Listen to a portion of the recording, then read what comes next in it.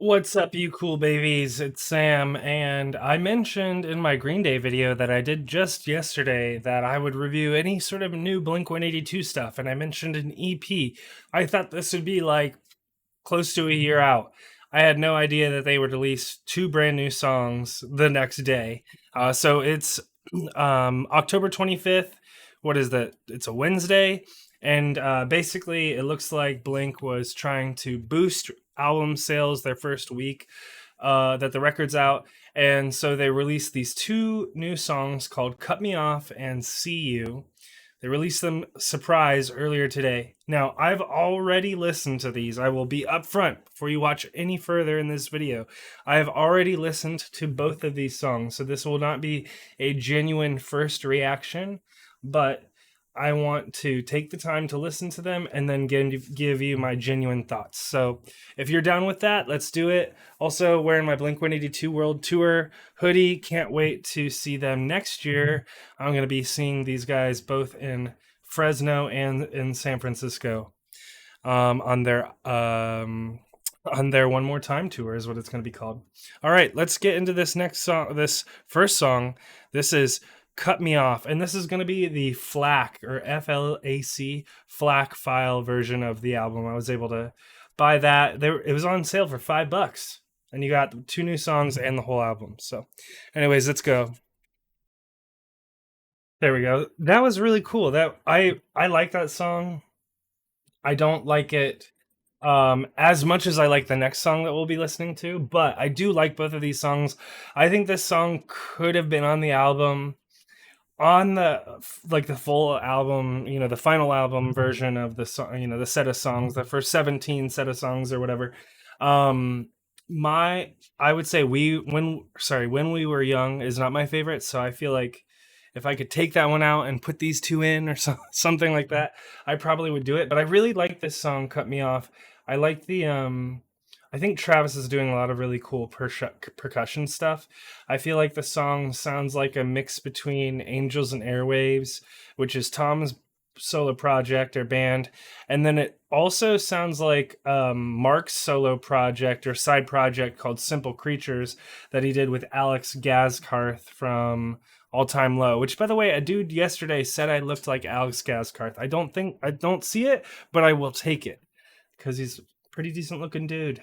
So, anyways, I think this feels like a Simple Creatures and Angels and Airwaves song mixed together, and I really like it. I think it's a good one.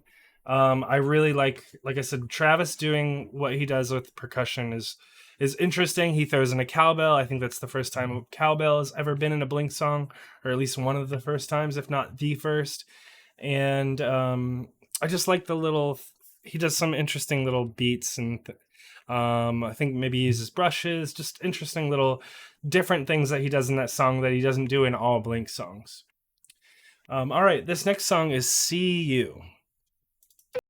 All right, so that was "See You," the latest track from Blink. I like that song. It sounds like if I had to place it in Blink's discography or whatever in terms of their eras and sounds and their various members, I think it sounds like it's um, Angels and Airwaves and a little bit of Neighborhoods era Blink, basically a little bit of it. There's some drum stuff that feels like feeling this because there's this like compression. I don't know what the right word is, but it basically you make it sound like the audio's coming through a bathroom or something like that. You kind of remove a lot of the bass from it and everything. And he does that on the drums a couple times in the song, which reminded me of like the beginning of Feeling This, for example. So I think there's some cool callbacks, or I don't know if they're meant to be that, but that's what it kind of feels like. Um, I really like Mark's bridge. I mean, any bridge Mark writes, I basically love. Like, I just love how one of my favorite things of Blink is having the differences between the various members and hearing like a Tom verse and then Mark jumps in with his weird ass bridge where he usually says something that's like kind of fucked up but sounds nice. That, and I think Mark kind of does that a little bit in this song too.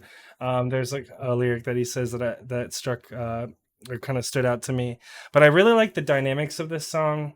I like how kind of big and flowy and spacey it sounds. I really like "See You." I think that song could have been on the record, and it's a solid song. I don't know if it's a song that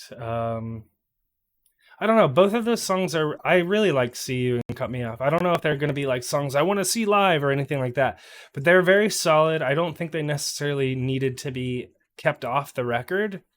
But that said, the record itself is, I feel like, fairly solid. Not many misses or anything like that.